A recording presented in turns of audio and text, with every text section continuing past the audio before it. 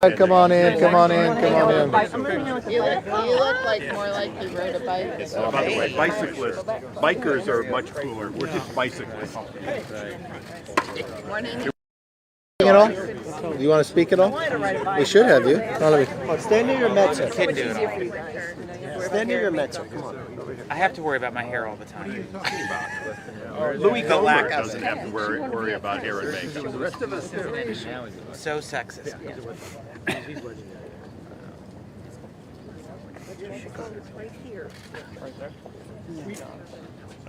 He rode the bike.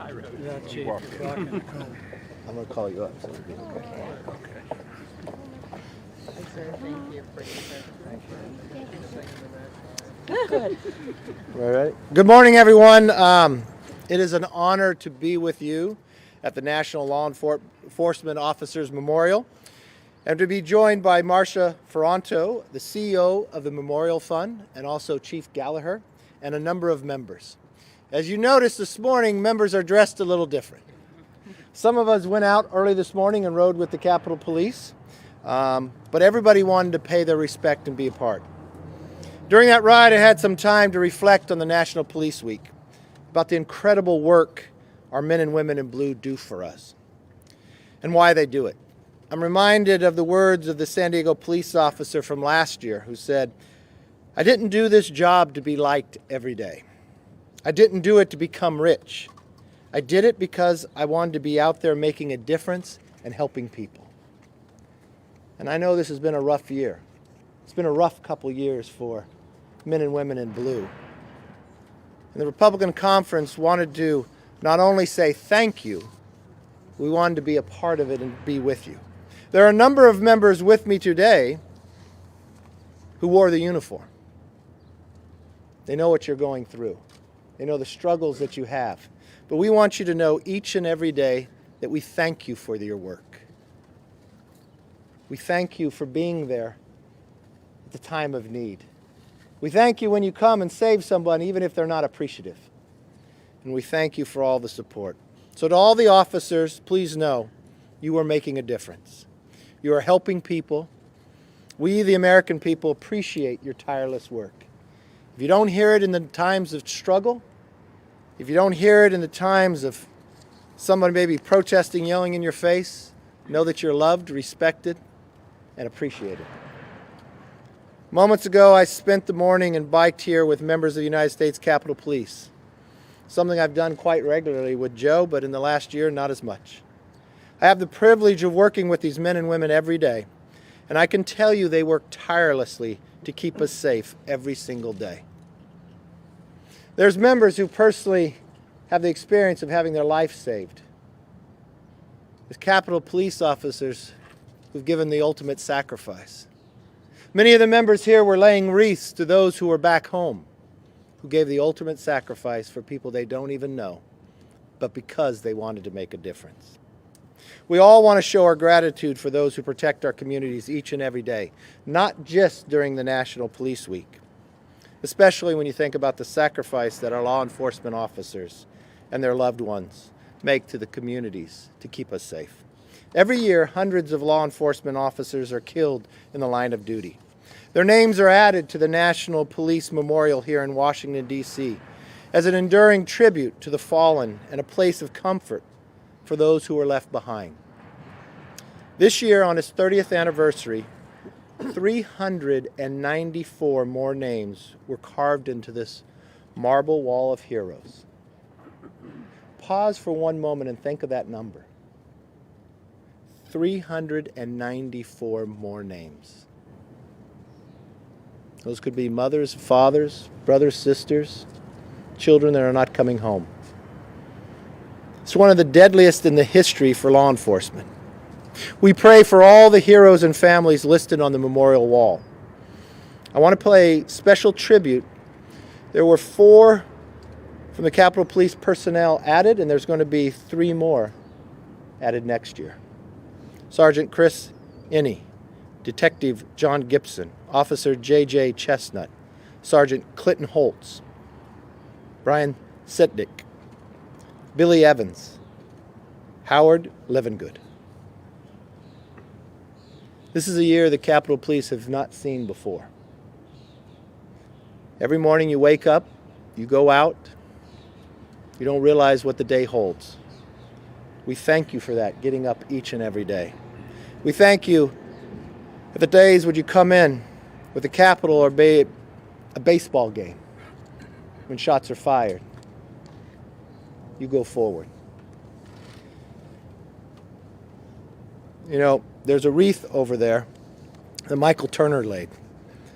He had a shooting in his district. But in less than, if Michael's here, I think it was 39 seconds, this officer stopped the person that had 100 rounds and already killed 9 people. President Trump came to the district, and he went to the officer and he talked about the training. The officer's quote back is, "You don't train courage. It's just something police officers have, to run into the line of fire and bullets." We thank you for doing that. I'm proud to lay 2 wreaths to honor the fallen officers from my district, as well as the members of the Capitol Police who made the ultimate sacrifice. My hometown, David Joseph Nelson, whose name is on this memorial. Now more than ever, Congress must show our gratitude for the service and sacrifice of our fallen heroes. We should not talk about defunding of the police. We should talk about providing what they need to protect us. We should not make politics out of security and safety for our communities. We should respect those who risk and give their life just so the community they can make a difference in. That is why I'm pleased to stand here today with my fellow House Republicans. We know the issue before us, and we are ready and willing to act to support law enforcement, not just today, but every day, and just as we have in the past. With that, I would like to call up and first start with Chief Gallagher. Good morning. I'm Acting Assistant Chief Sean Gallagher, the U.S. Capitol Police. I first want to thank Leader McCarthy, the members of Congress behind me, as well as the entire congressional community and all the members of Congress for their overwhelming support of the United States Capitol Police. This year has been a very tough and challenging year for the U.S. Capitol Police, for all of our officers and for the families of our officers. And we appreciate the support that has been given to the U.S. Capitol Police. We will get through these tough times. And this week, we honor all of our fallen officers, and we will continue to honor them each and every day, them and their families, and everything that we do to protect the congressional community and all the members of Congress. We appreciate everybody's support, and we appreciate everything that has been given to the U.S. Capitol Police from the members of Congress and the overwhelming support that has been given to us. It means a lot to the U.S. Capitol Police, not only to myself, but also to the officers and to the families of all of our officers who have been through so much this year. So thank you. Thank you, Chief. I'd like to call Marcia up, CEO of the National Law Enforcement Officers Memorial Fund. Thank you, Leader McCarthy, distinguished visitors and guests. This is one of the most solemn days for us here at the National Law Enforcement Memorial. And the fact that you all made it your priority to start your day with us is truly appreciated. We are preparing this evening at 8 p.m. to read the names of 394 fallen officers. One of the deadliest years in history for law enforcement. 182 of those names are COVID deaths, confirmed law enforcement COVID deaths. We will be reading the names of law enforcement officers who didn't have the choice to shelter in place, but put their lives on the line to make sure our communities were safe. So thank you, Leader McCarthy, for making this your priority this morning. Thank you, Marcia. Appreciate it. I'd like to call up Representative Pete Stauber, former officer. He was also shot in the line of duty as well. Pete? Thank you, Leader McCarthy, for that introduction and for everything that you do to support America's police officers, along with all my colleagues here today. I am proud to be standing here today to publicly thank those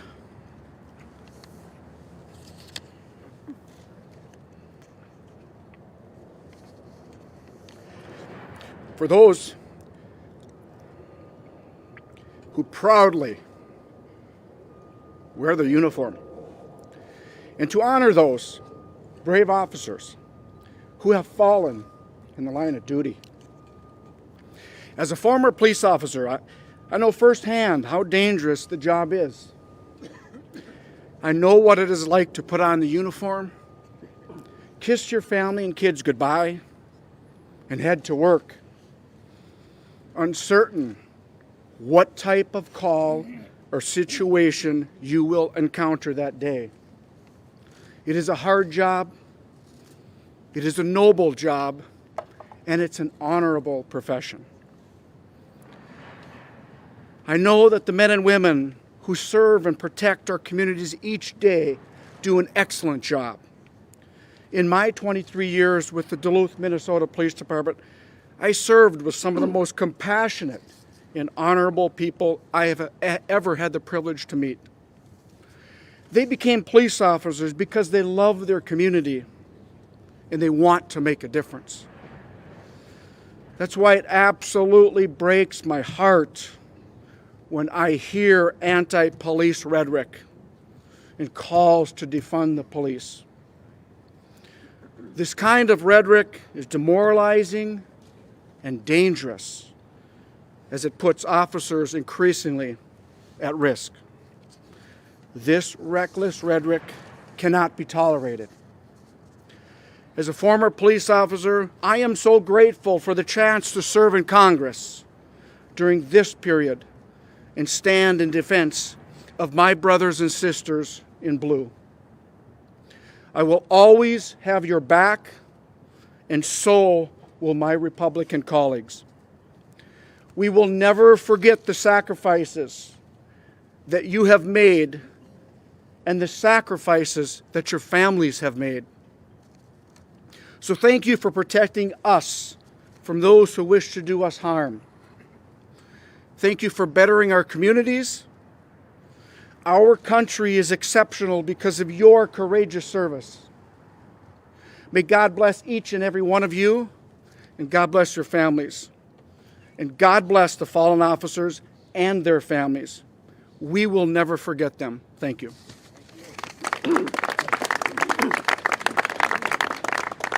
Now I'd like to call up Congresswoman Kat Kamick.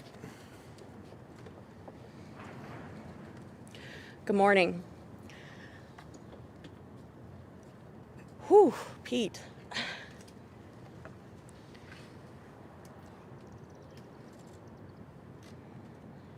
I'd like to talk to you today, not as a member of Congress,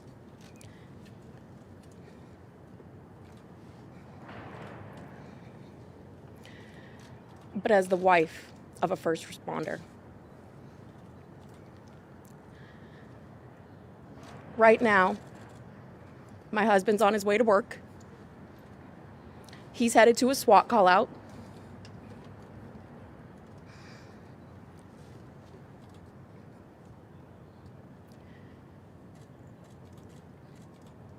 Whew, sorry.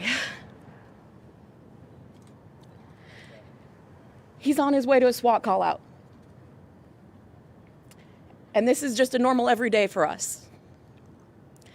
But the feeling in the pit of my stomach never changes.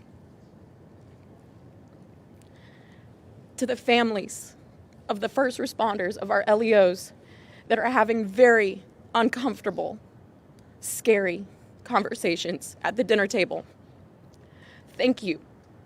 I know that those conversations are not getting any easier. I know because I've had them. To my colleagues who stand here today, thank you. Thank you for having the backs of our LEOs and their families. To my colleagues on the other side of the aisle who have been calling for the defunding of our men and women in uniform,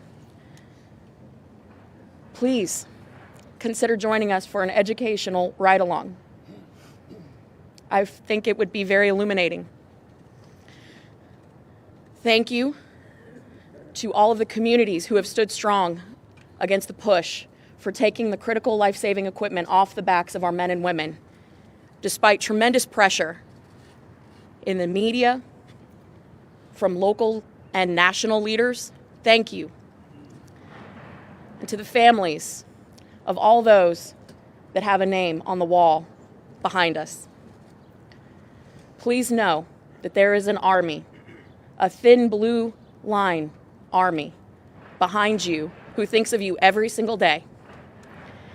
And for every man and woman who has given their life in the line of duty, please rest easy and know that we've got the watch. Thank you.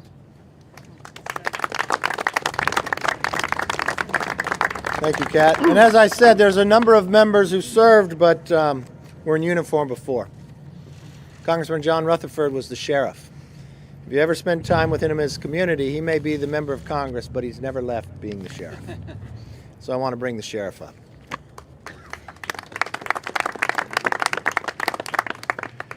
You know, as we remember the men and women whose names are inscribed on these walls this morning, I want to talk about their life and their death. And I'm going to share with you the words of Ralph Waldo Emerson. He said, "The purpose in life is not to be happy. It's to be useful. It's to be compassionate. It's to be honorable. It's to have it make some difference that you lived and that you lived well." I'm here to testify. The men and women on these walls, the men and women wearing that uniform, lived well, and they are living well. God bless them, and God bless all of our first responders. Thank you.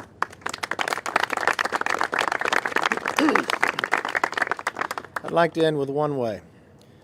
For all those names on the wall, but more importantly as well, to the families that are sitting there alone, and to everyone who wearing a uniform, I want you to know you're appreciated and thanked. Let's give them a round of applause for what they did. With that, we'll open it up for questions. Yes, ma'am. Leader McCarthy, yesterday outside the White House, you said you don't think anyone disputes the legitimacy of the election.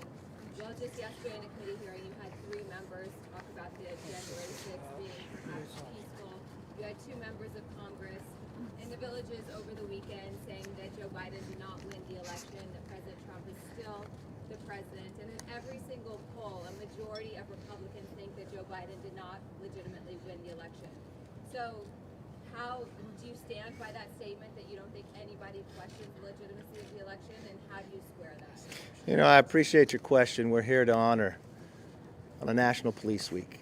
There are times for politics and there's times for not, but with all due respect, I think I've answered your question, but I'd like to honor the national officers, the men and women who lost their lives, and those who are protecting us right now. Yes, sir. Yes, sir. Questions on subject. Yes. About January 6th. Go right ahead. Questions on subject. What are you going to do to address members, some of your members, like Representative Gosar, Clyde and Knight, who have disparaged law enforcement and said that January 6th? Well, with all due respect, I was right here with Congressman Clyde laying a wreath for a fallen officer outside of his district. Yes. Yes. There's a Metro police officer named Mike who was injured during the insurrection. He's been trying to call your office. I just found out about this yesterday. That he had called the office, and he called over the other office, and they said they gave him the name of my scheduler, schedule a meeting. I'd like to meet with him. Will meet with him? Oh yes, most definitely. And I have another Yes. question, just reiterating.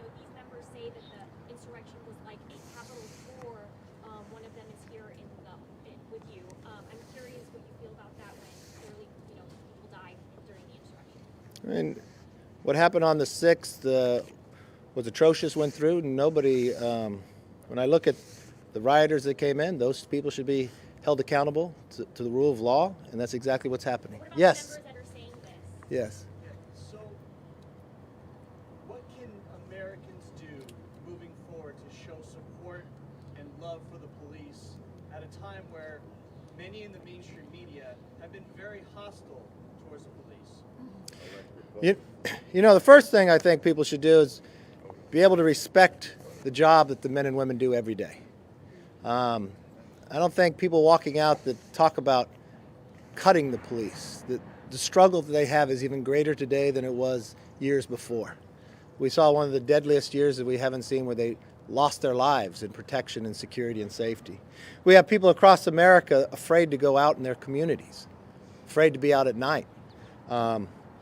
I think we should all take a very deep breath and understand the men and women come from all walks of life.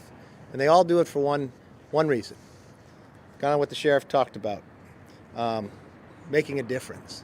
And I think the respect we should give them goes above and beyond, and I don't think we should be cutting them. I think we should help and support and give them the training that they need in the community policing. That's something that we put forward in our commitment to America, that we'd actually add money, more body cameras, more community training, more community policing.